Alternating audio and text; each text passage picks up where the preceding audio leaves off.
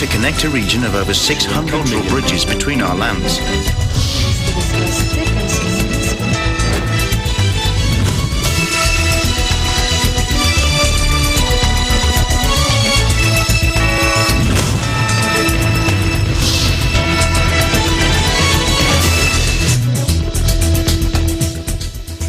Hello, I'm Alma Angeles and you're watching ASEAN in Focus. On today's headlines.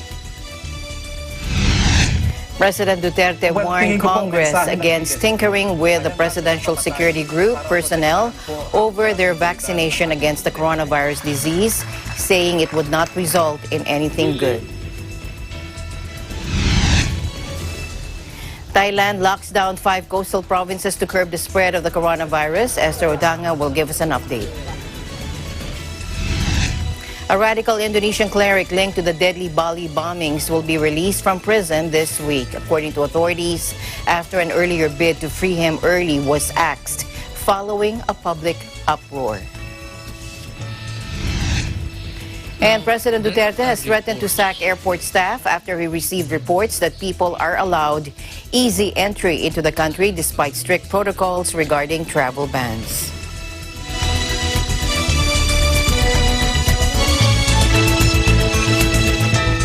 First, President Duterte on Monday night warned Congress against tinkering with the Presidential Security Group, or the PSG, personnel over their vaccination against COVID-19, saying it would not result in anything good. The president said his close-in security detail decided to get inoculated with the vaccine as a matter of self-preservation and a right to live. Let's listen in. Talked about ano ko lang, diretso na salita na do not tinker with the PSG. I'm telling you, as president, is a matter of self-preservation. So hanggang dyan na lang ako, I will not elaborate on it, but do not force my hand to meddle into this affair because maybe I'm not so keen about allowing Durante and the rest of the PSG to testify. Ginawa ito nila, as I understand, para sa kapakanan ng buhay nila. So, if they will be called to testify in Congress, as a lawyer, I will just tell them, because they are now being accused and with the accompanying statement of prosecution and things like that. And then if that is the case, then I would ask the PSG to just shut up. Do not answer. Invoke the right against self-incrimination. At wala kayong makukuha. And do not force my soldiers to testify against their will. At huwag ninyong contempt na i-detain ninyo. I do not think it will be good for you and for me. It would not be healthy for everybody. Just so, sa kanila yan eh. They have every right to live and to invoke self-preservation. I don't know really if they were injected with the vaccine, what brand, hindi ko alam.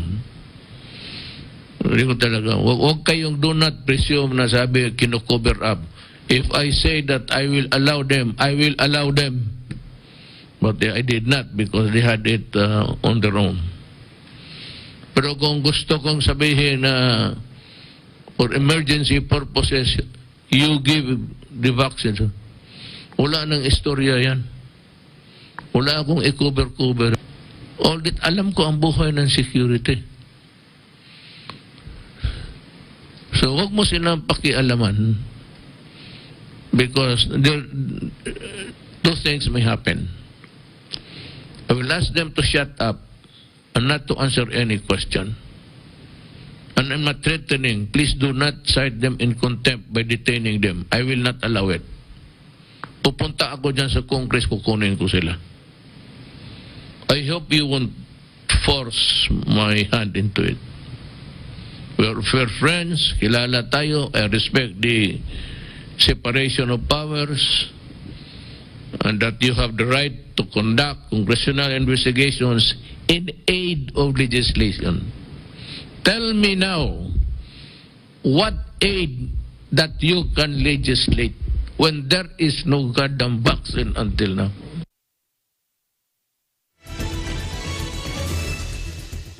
Meanwhile, Malacanang also responded anew to criticisms on the vaccination of some members of the Presidential Security Group as it recognized their courage to protect the president. Presidential spokesperson Harry Roque assured that they're not hiding anything and that there is a probe being conducted by the National Bureau of Investigation, the Department of Justice, and the Food and Drug Administration. Again, let's listen in. Well, tingin ko po ang mensahe ng PSG ay handa silang mamatay para protektahan po ang seguridad ng ating presidente. Alam niyo po, ang PSG, bagamat yan po ay ang mga tauhan niyan ay galing sa lahat ng sangay ng hukbong sandahan ng Pilipinas, malinaw po ang kanyang misyon. No? Ito po ay to protect the President of the Republic of the Philippines and his immediate family. Nagkaroon po ng desisyon ng PSG na sa panahon ng pandemya, isa sa malaking banta sa kalusugan ng presidente ay kumahawa siya ng mga taong nakapaligid sa kanya, at ito nga ang PSG. So nagdesisyon sila, miski wala pa pong authorization, na magpabakuna. In other words po, dahil handa naman silang mamatay para sa presidente, pumayag na rin sila na magpasaksak dahil sa kanilang pagnanais na wag sanang mahawaan ang ating presidente. Ang mensahe po nila ay malinaw. Magpapakamatay po sila sa presidente, para bigyan siya ng proteksyon. At ang sambayan ng Pilipino naman po at ang ating presidente ay nagbibigay pugay sa katapatan ng PSG sa kanilang misyon na protektahan ang ating presidente. Haharap pa ho sila sa mga investigasyon. Siyempre po, wala po tayong tinatago, VP Leni Robredo, na kaya nga po nagkakaroon po ng mga investigasyon ngayon, ang NBI, ang DOJ at ang FDA. Wala pong takot ang ating mga PSG kung papatawan sila ng parusa. Gaya na aking sinabi po, magpapakamatay nga po sila para sa presidente. Ano naman ang pakialam nila kung anong parusang maibibigay sa kanila kung meron mang parusa. Tigilan na po natin ang usapang ito dahil ang usapan natin dapat ngayon nakatutok doon sa vaccine. Kailan darating? Paano po natin yan mapapakalat sa ating mga kababayan? Tigil na po ang politika. Alam naman po natin na walang tigil ang issue na ito na ginagamit ng mga kalaban ng gobyerno. Pero ngayon po, para matapos na, nagbibigay-pugay po ang presidente sa ginawa ng PSG. Sinugal po nila ang kanilang buhay para bigyan ng proteksyon ang ating presidente. At lahat po ng naniniwala na kinakailangan ng sambayan ng Pilipino ang Presidente Rodrigo Roa Duterte, nagpapasalamat po kami at nagpupugay din sa lahat po ng mga miyembro ng PSG na nagpatarok. Maraming salamat po sa inyong katapatan, sa inyong katapangan. The Armed Forces of the Philippines, or AFP, also explained that it's not their intention to violate the law. Meanwhile, the Department of Health said it doesn't want to preempt the result of the investigation regarding the incident, but warned medical practitioners who administered the unauthorized vaccines. Justice Secretary Menardo Guevara has already directed the NBI to investigate the reported importation, sale, distribution, and the use of unauthorized COVID-19 vaccine in the country. Meanwhile, Ayala Corporation ordered 450,000 doses of AstraZeneca vaccine worth 120 million pesos, half of which would be donated to the government, according to Fernando Zobel de Ayala, Ayala Corp Chief Operating Officer, and he said that the private sector would assist the government in the vaccine's procurement and distribution nationwide. Let's listen in. We've decided to order 450,000 vaccines of AstraZeneca. So the total donation that we will be giving to government will be about 120 million pesos. Government in turn, as you know, Secretary Harry, has requested that 50% be given for individuals that the government selects and 50% will be given back to the private sector so that we can also provide the vaccines for the people who need it. The total cost, as I have understood it, is $5.50, with the 50 centavos being for the logistical requirements to bring it in. In December last year, AstraZeneca approved the private sector's request for the second batch of vaccine supplies for donations. Presidential Advisor on Entrepreneurship and Go Negosyo founder Joey Concepcion said AstraZeneca allowed the second batch of vaccine procurement. AstraZeneca said earlier its COVID-19 vaccine was 70% effective in crucial trials and could be up to 90% effective. In Thailand, the country has locked down 5 coastal provinces to curb the spread of COVID-19. Here's Esther Odanga to give us an update. Esther. Hi, good afternoon, Alma, and to our viewers all around the world. So here's the latest update in Thailand. Thailand's coastal provinces, which include Samut Sakhon, Chonburi, Rayong, Chantaburi, and Trat, have been placed under the total lockdown, leads to banning in and out of the province unless it is absolutely necessary. According to Thai PBS World, Deputy Prime Minister Satit Pitutacha posted on his Facebook on Monday, thanking Prime Minister Prayut Chan-o-cha and the Center for COVID-19 Situation Administration for approving the proposal from the Ministry of Public Health to lock the provinces down due to the rapidly rising COVID-19 infection rate. He said that he acknowledged the tough measure will impact the economy and the normal livelihoods of the people there, but without this tough but short-term measure, the pandemic may spread across the country. For the time being, the Bureau of Royal Household has ordered the temporary closure of historical places and museums until January 31st. Now highlighting Chonburi Province famous Pattaya City, according to Pattaya News, the Chonburi governor released an order on the evening of January 4th to help control the COVID-19 in Chonburi for highly controlled provinces.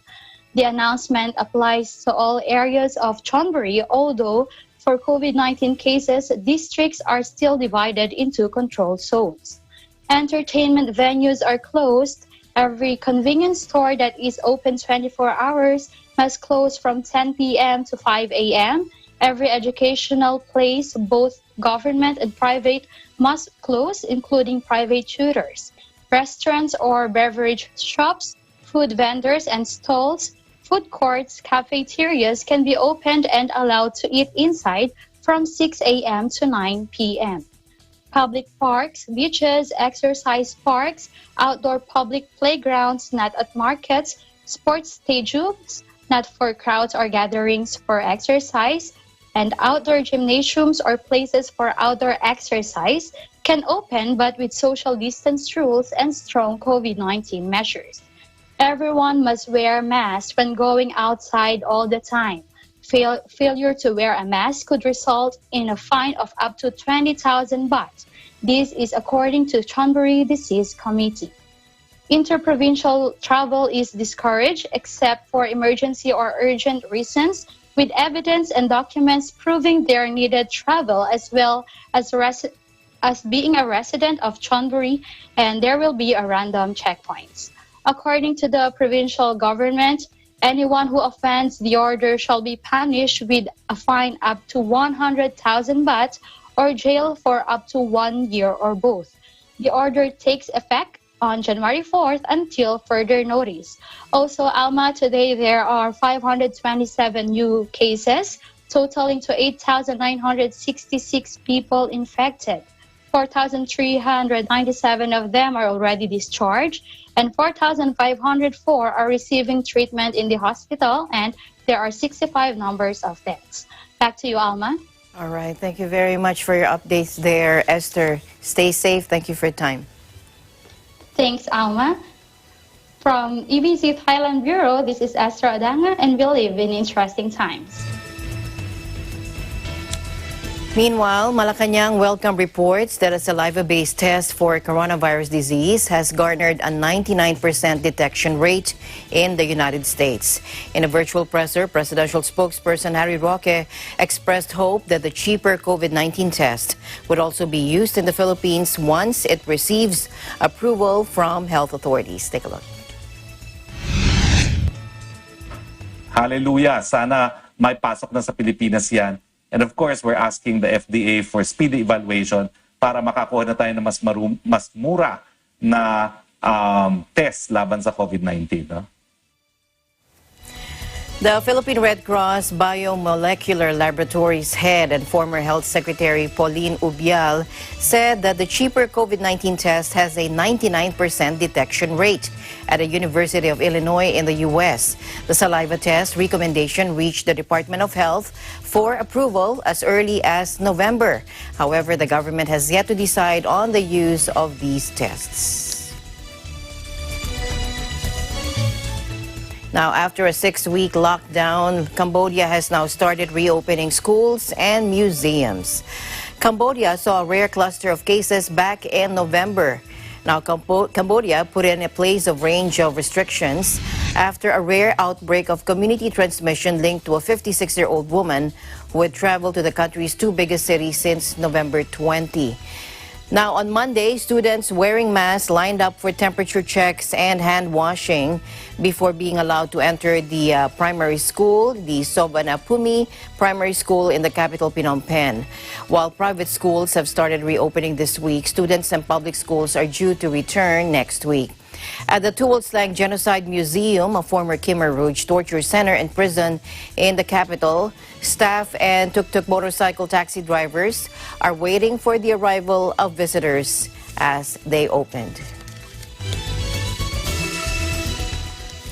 Currently battling one of Asia's most stubborn coronavirus epidemics, Indonesia has secured more than 329 million doses of COVID-19 vaccines, most notably from Pfizer and its partner BioNTech plus AstraZeneca. Now, those to be used in the first phase are from China's Sinovac, which has named its vaccine CoronaVac. Indonesia's state-owned drug maker Biopharma has already also dispatched about 714,000 CoronaVac doses to the country's 32 provinces, it said in a statement on Monday. Indonesian President Joko Widodo earlier said he would be the first person in the country to be vaccinated for COVID-19 as he unveiled a campaign promising free inoculations for everyone in the world's fourth most populous nation. Meanwhile, Vietnam is in talks with 4 countries, namely the UK, the US, Russia, and China, to buy vaccines. Deputy Minister of Health Truong Quoc Quang affirmed the ministry is working hard to ensure Vietnamese people will soon access the COVID-19 vaccines in accordance with Prime Minister's direction. Among the 4 countries, Vietnam has reached an agreement with the UK-based vaccine producer AstraZeneca to guarantee the supply of 30 million doses for 15 million people between the first and the fourth quarter.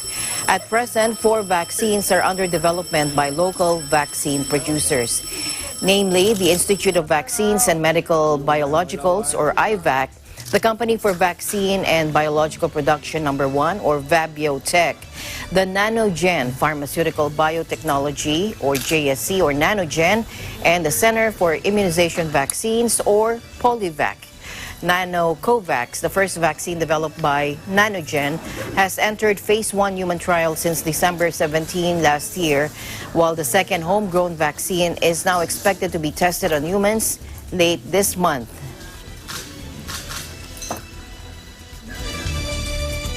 ASEAN in Focus will be right back. Stay tuned.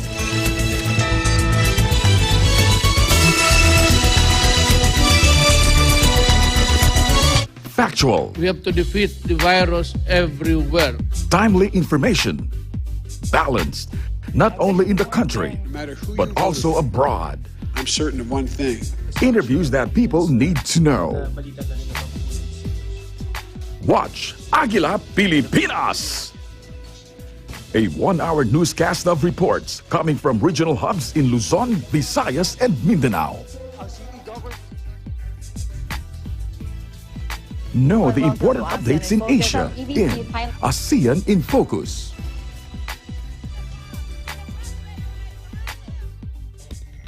Track the latest stories in the provinces in Aguila Provincia. Sa mga taga-Iloilo at Antique, mapiyang Tune into Mata ng Agila, the evening primetime news program of Net25.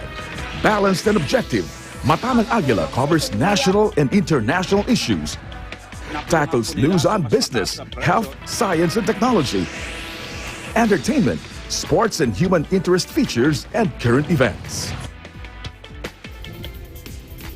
And Eagle News International delivers the latest global reports, impartial, accessible, and up-to-date. It brings to fore EBC's rich international scope and access to valuable information streams. Well, thank you to explain our health outdoor attack. Catch these programs on Net25. You can also watch our news programs through eaglenews.ph and Eagle News Facebook page and YouTube channel.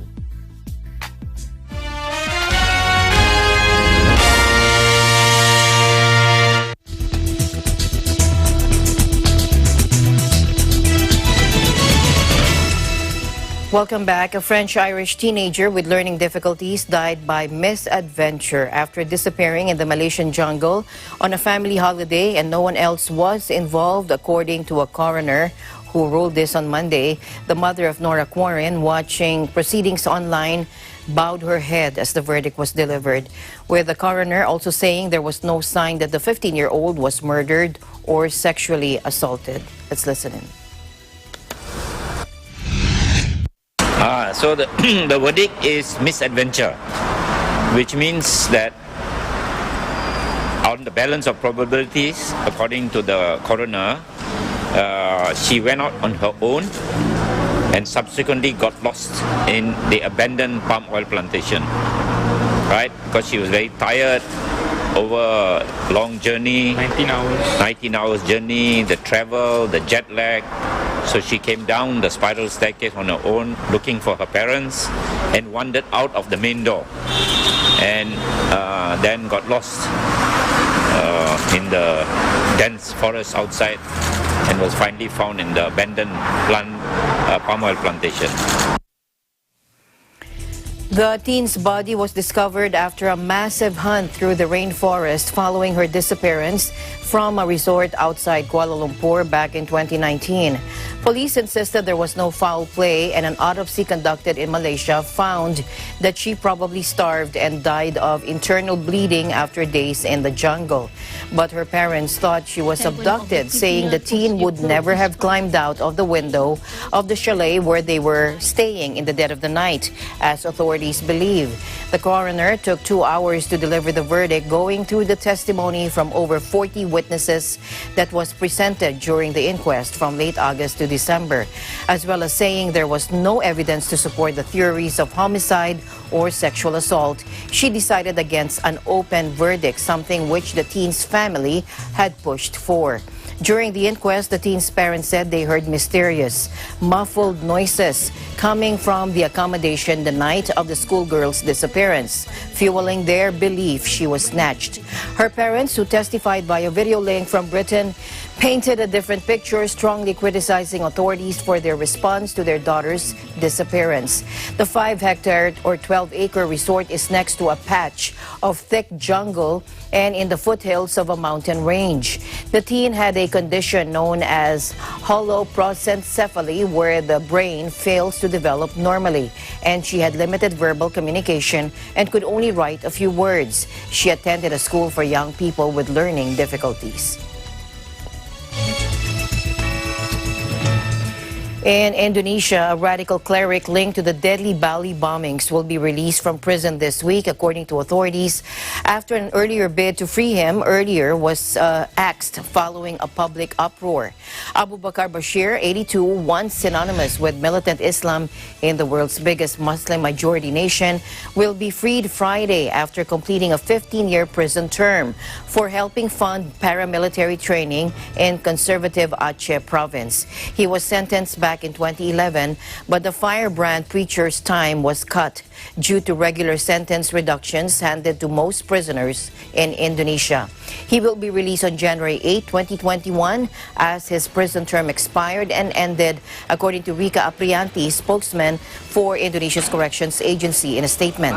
Bashir's lawyers had appealed for early release, citing his old age and risk of contracting COVID-19 in the Southeast Asian nation's notoriously overcrowded prison sentence. Bashir, a key figure in militant group Jemaah Islamiyah, was previously jailed over the Bali bombings, but that conviction was quashed on appeal. He has repeatedly denied involvement in the 2002 bombings that killed more than 200 people, most foreign tourists in Indonesia's worst terror attack. 2 years ago, plans to grant the aging Bashir early release on humanitarian grounds sparked a backlash at home and in Australia. Dozens of Australians were killed in the Bali attacks, and the early release plan was shelved. The 2002 bombings prompted Jakarta to beef up counter-terror cooperation with the U.S. and Australia. Al-Qaeda-linked JI was founded by a handful of exiled Indonesian militants in Malaysia in the 1980s and grew to include cells across Southeast Asia. The Department of Tourism, or DOT, on Tuesday issued a show cause order to the City Garden Grand Hotel in Makati City over possible violations of General Community Quarantine, or GCQ, guidelines for accepting guests when it is being used as a quarantine facility. The hotel allegedly allowed a New Year's Eve party joined by flight attendant Christine Dacera, who was found unconscious in a bathtub on January 1, and her friends. Dacera and some of her companions then checked in one of the hotel's rooms on the said date. In the show cause order, DOT National Capital Region Director Woodrow Makiling Jr. said hotels in areas under GCQ that currently serve as quarantine facilities may not provide accommodation for leisure purposes or staycation. Makiling directed the general manager of City Garden Hotel to explain within 3 days why their DOT accreditation should not be suspended or revoked for violation of the government guidelines. Before an accommodation establishment can accept guests checking in for leisure purposes, it must first undergo an assessment from the DOT and then secure a certificate of authority to operate as staycation hotels. According to the DOT, the City Garden Grand Hotel is not included in the list of 15 hotels issued with the chaos in Metro Manila. Both the City Garden Hotel, or the City Garden Hotel, and the 5-star City Grand Hotel, City Garden Grand Hotel, are listed as temporary quarantine facilities. 3 persons have been arrested for Dacera's case, while 9 others are being hunted by authorities. Based on initial reports, Dacera and the suspect celebrated New Year's Eve at the hotel, and the victim was found unconscious inside her hotel room the following day and was rushed to the hospital, where she was declared dead. In other news, the Department of Trade and Industry, or DTI, will impose provisional safeguard duties on imported passenger cars and light commercial vehicles after its preliminary determination found that there was an influx of importation of automotive vehicles that caused serious injury to the domestic market. In a statement on Monday, DTI Secretary Ramon Lopez announced the safeguard duties will amount to 70,000 pesos per unit for imported passenger cars and 110,000 pesos per unit for outsourced light commercial vehicles. The imposition of the safeguard measures will be in the form of cash bond, DTI added, and will take effect for 200 days from the issuance of an order by the Customs Commissioner, and while the case is under the formal investigation of the Tariff Commission. The safeguard measure will start 15 days after publication Tuesday. The provisional safeguard measures will provide a breathing space to the domestic industry, which has been facing a surge in importation importation of competing brands to clarify importation is not being banned and consumers will still have the options to choose. But imported vehicle models covered by the rule shall have safeguard import duties, according to Lopez. The Philippine Metal Workers Alliance filed a petition for safeguard measures on imported passenger cars and light commercial vehicles, which made the DTI to launch an investigation. Instead of implementing a total firecracker ban, President Duterte on Monday night said he would still allow local government-led fireworks in communities. In a taped speech, the president said he wanted to compromise by allowing fireworks displays led by the government to help firecrackers manufacturers in Bocaue, Bulacan sustain their livelihood. Duterte said the city mayor and the chief of police should spearhead the government-led fireworks display to ensure that viewers are within safe distances before being allowed to watch. He urged firecracker manufacturers in Bocaue to make sure that their products are only sold to law enforcement authorities and not individuals.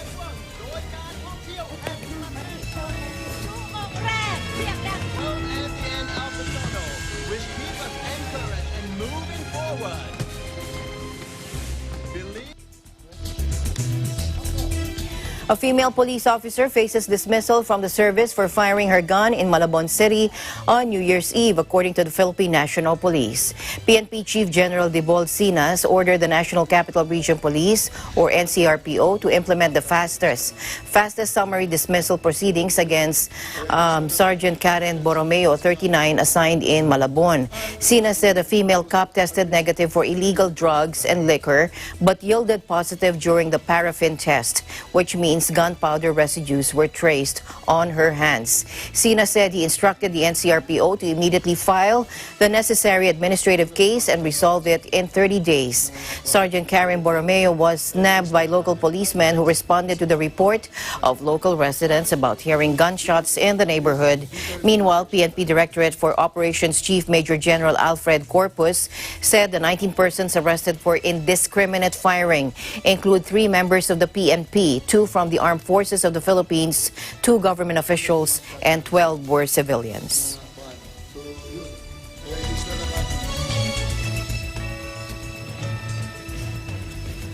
ASEAN in Focus, we'll be right back. Stay tuned.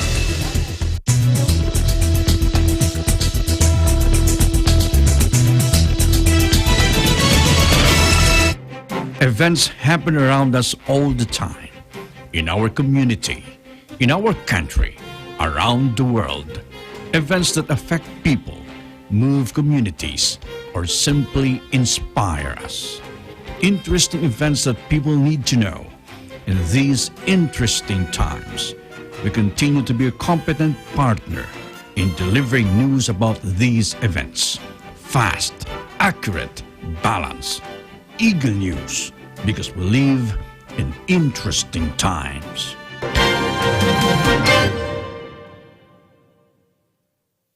Innovation, digital disruption, globalization. Startups, micro, small, and medium enterprises, as well as large corporations, all face interesting challenges in the market today. Peek into the world of exciting opportunities and partnerships to drive growth with the latest business news and information. We are open for business. Join the conversations to create a more vibrant environment for entrepreneurship. Catch Open for Business every Saturday from 5 to 6 p.m. Open for Business, from vision to action. Ang ating Quarter 1 champions ay walang iba kundi ang The Sirens! Abot kamay na ng The Sirens ang kampyonato at ang pinaka-aasam na 2 million peso grand prize as they dance their way to victory last Sunday sa ating Quarter 1 semifinals. At ngayon naman ay ipagpapatuloy natin ang ating search para sa susunod na idol sa sayawan as we open yet again our weekly qualifiers.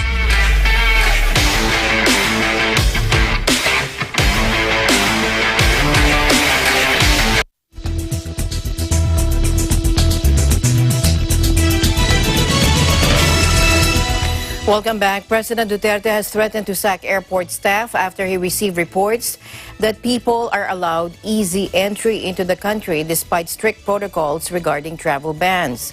Authorities are temporarily banning the entry of foreign travelers from countries and territories that have confirmed cases of the new strain or the new COVID variant linked to the recent surge of cases in England. Let's listen in.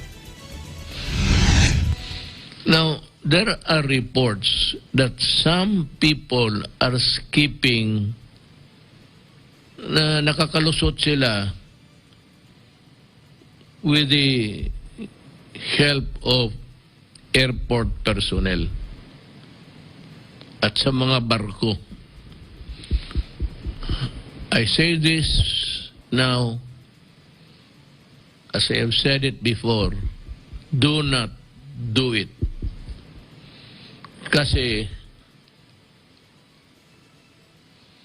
mayayari talaga kayo.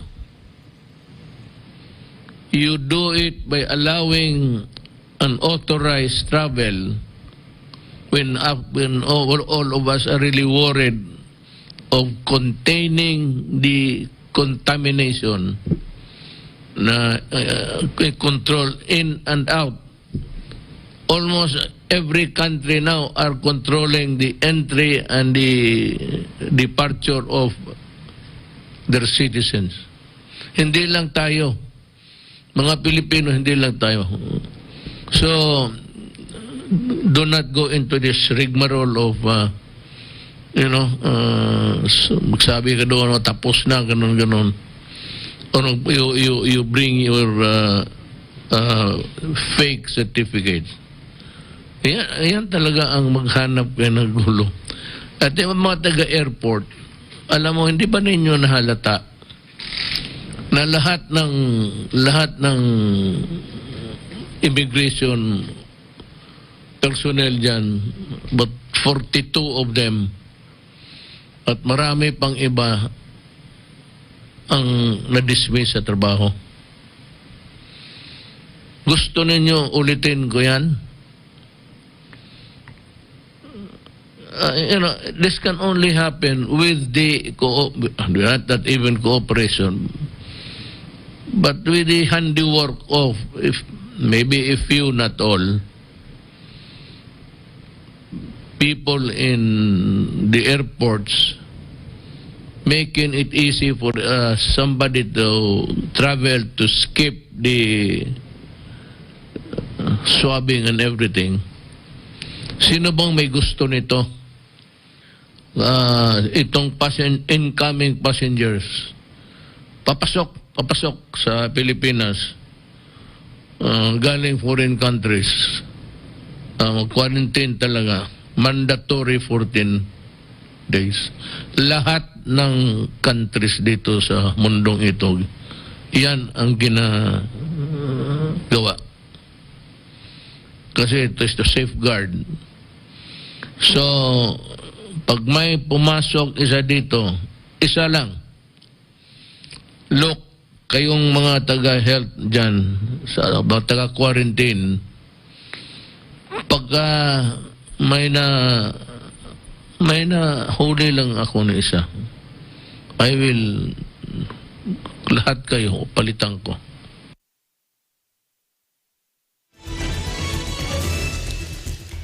In other news, Indonesia's annual inflation rate accelerated for a fourth straight month last December, but it remained below the central bank's target range, according to data from the country's Statistics Bureau. According to a Reuters report, meanwhile, December's consumer price index rose 1.68% year-on-year, compared with the 1.61% rate expected in a Reuters poll. Bank Indonesia's target range for 2020 and 2021 is 2 to 4%. On a monthly basis, prices increased 0.45%. The core inflation rate, which excludes volatile food and government-controlled prices in December, was 1.6%, below the poll's 1.7% forecast. And after being postponed for almost 4 months, the trial of former Prime Minister Datuk Seri Najib Tun Razak's case involving One Malaysia Development Berhad or 1MD funds will now begin in the High Court. This morning, according to Bernama, the trial before Judge Colin Lawrence Sequeira will continue with the 10th prosecution witness, former 1MDB Chief Executive Officer Mod Hazem Abdul Rahman, who will be cross-examined by Counsel Tan Shrihumad Shafi Abdullah, who is leading the defense team. 1MDB was a state investment fund which Najib launched in 2009, shortly after becoming Prime Minister. Its portfolio included power plants and other energy assets in Malaysia and the Middle East, as well as real estate in Kuala Lumpur. Now, the fund was closely overseen by the former Prime Minister. Whistleblowers say Lau Taik Jo, a jet-setting Malaysian financier close to Najib, but with no official position, helped set up 1MDB and made key financial decisions. And concerns escalated back in 2014 as 1MDB slid into a $11 billion debt hole, and intensifying public scrutiny revealed missing funds. The scandal first came to light through the Sarawak Report news portal and gained further traction in 2015 when the Wall Street Journal published documents showing that the former Prime Minister received at least $681 million in payments to his personal bank accounts. And finally, in our news, people in the rural areas of Myanmar celebrated the country's Independence Day. Take a look. Now, the festivities include climbing bamboo poles and wrestling for coconuts. No fireworks or parades to commemorate when Myanmar gained freedom from the British. Independence Day is unlike any other occasion here, and especially for the young generation. It is an active and exciting day.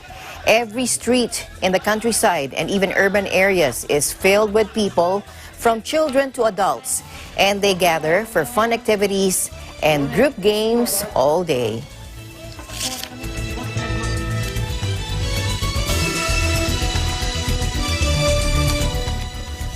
And that is the latest news in the Southeast Asian nations. Stay updated about the ASEAN region. We'll see you back tomorrow. I'm Alma Angeles, and we live in interesting times.